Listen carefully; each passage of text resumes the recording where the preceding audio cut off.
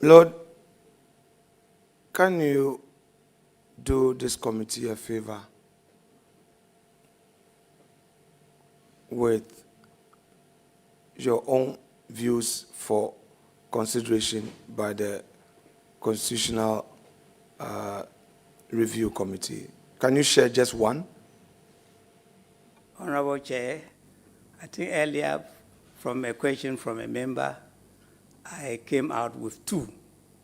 That is the appointment of majority of ministers from Parliament, and also a suggestion that the procedure for the removal of the Chief Justice should be applicable to the removal of all Superior Court judges and the regional tribunal. As the procedure stands now, in the case of other Superior Court judges, including the Supreme Court judges, the decision of whether there's a prima facie case is taken by only the Chief Justice. Thank you, Honorable Chair. Now, let's deal with Parliament. The issue of parliamentary quorum and voting under Article 1041. Currently, we are 276. Yet, in practice, most business is conducted through committees, and during plenary sessions, attendance often fluctuates because members go in and out. Against this background, Article 1041 of the Constitution provides, quote, "Except as otherwise provided in this Constitution, matters in Parliament shall be determined by the vote of the majority of members present and voting, with at least half of all members of Parliament present," end quote. How do you interpret the requirement of 1041, especially in terms of quorum and valid decision-making in the House? What's your own view on this? I believe that the Constitution is very clear, and the issue of quorum will be determined on the number of parliamentarians, and what the law provides should constitute majority of those present. Thank you, Honorable Chair. My Lord, have you had the opportunity of reading the Justice Abdullahi case?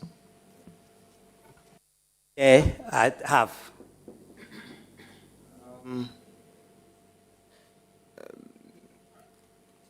Without refreshing your memory, can I proceed to pick your thoughts on that judgment? If you need to refresh your memory, fine, I will stay away from it. But if you are so clear with the judgment, I may want to tease your view on aspect of it. Honorable Chair. Honorable members, we need to operate within the rules. This is a judgment delivered by the Supreme Court, properly constituted. Here is a nominee before us, asking him his thought on a judgment delivered by the Supreme Court, which is binding. I do not think we are fair to the witness in the circumstances. Chairman, you are taking your powers too far. We are here conducting this exercise. We've had nominees expressing views on judgment, expressing views on judicial pronouncement. How then the nominee says he's read that judgment? I'm asking a question within a certain context. I need to pick his views on it. It doesn't mean he's going to condemn the judgment or he's going to question it. Then if you are ruling us out of order this way, then why are we here, Chairman? Well, take a cue. A question was posed to Justice Sir Dennis, and he indicated that once the Supreme Court has delivered a judgment, that is the decision of the judgment.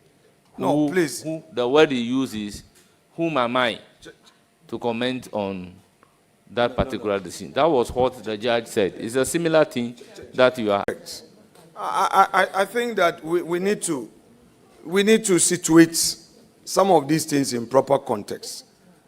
What my Lord Dennis J. said was misconstrued by you with the greatest respect.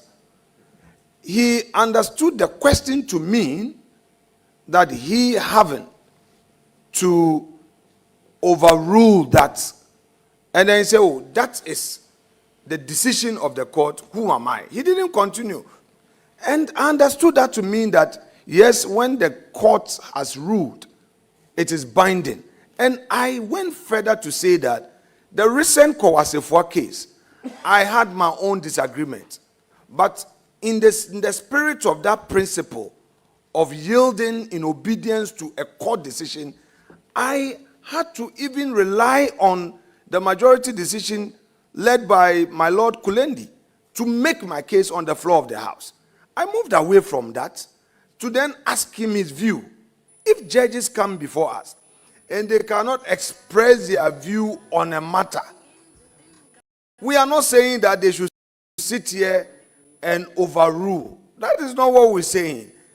A judgment is binding on you, but you can express a view. And don't forget that the same Dennis J. talked about the end-all interpretation, where he believed that a particular panel interpreted the end in a manner. And when that panel was out, a new judge, a new panel led by the all group gave a new ruling, and that was it. So please, I don't want us to be having back and forth on the matter. So I only ask, can I finish, Chairman? Chairman, you would say what you want to say. Please, bear with me, with respect.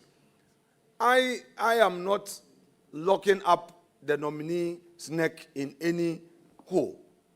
I ask, my Lord, have you read the Justice Abdullahi case, which is relevant to my question? The article I quoted, he said yes.